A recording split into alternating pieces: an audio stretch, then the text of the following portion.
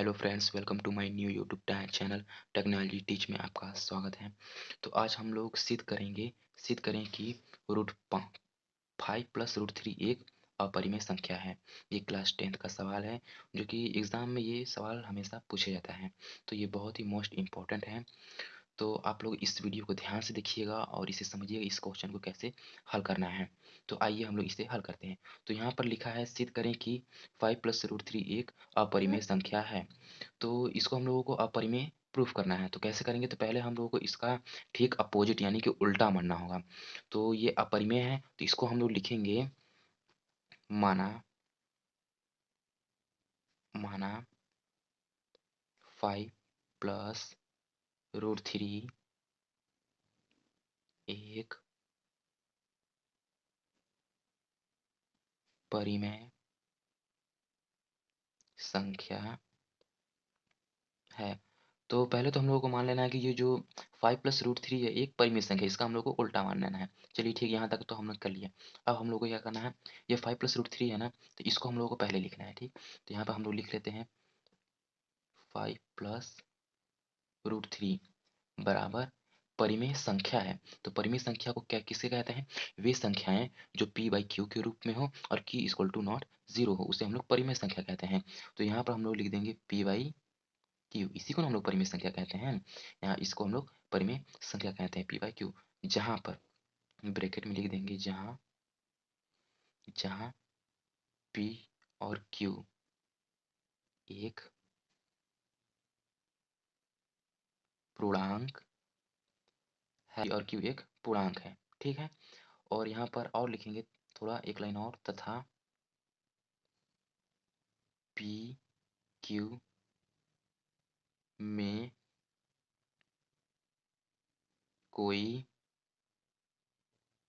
भी उभयनिष्ठ गुणनखंड नहीं है q इक्वल टू जीरो। यहाँ पर जो p और q में कोई भी उभयनिष्ठ गुणनखंड नहीं, यानी q बराबर जीरो नहीं होना चाहिए। ठीक है, तो अब इतना करने के बाद हम लोग आगे चलते हैं।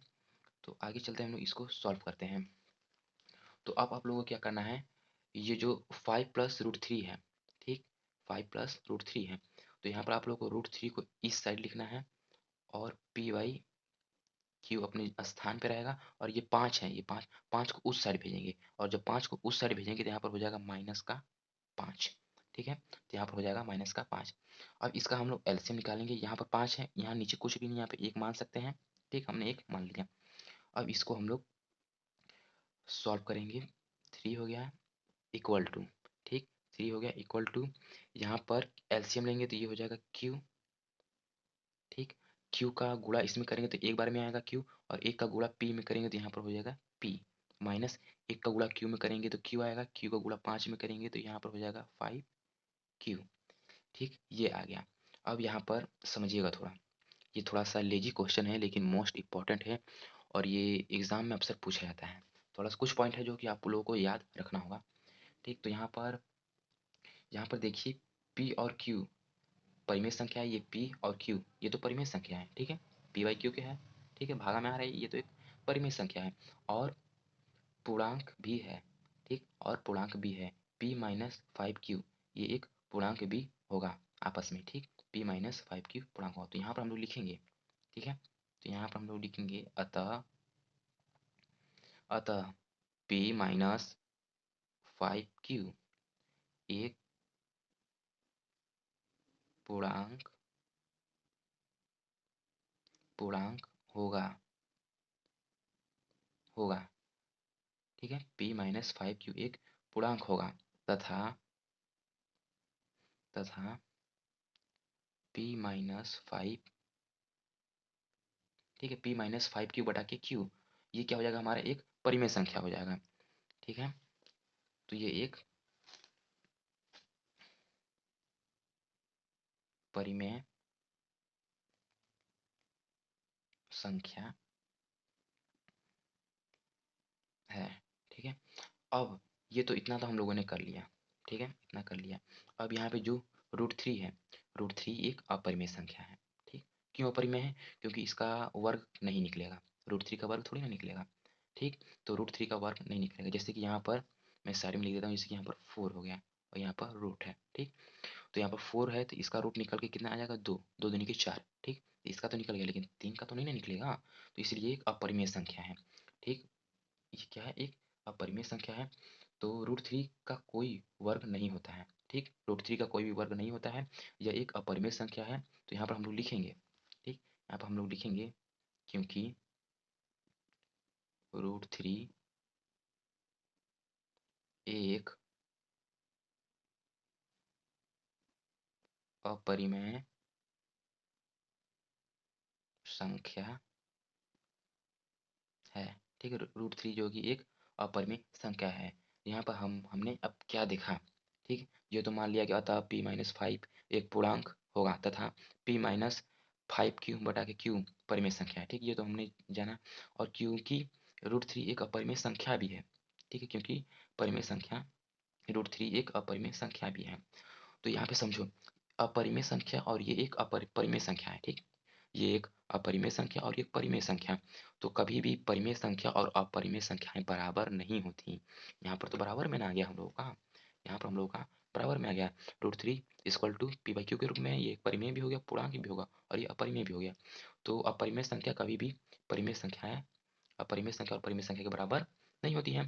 तो यहाँ पर हम लोग लिखेंगे ये, अतः यहाँ पर हम लोग लिखेंगे अतः हमारी मान्यता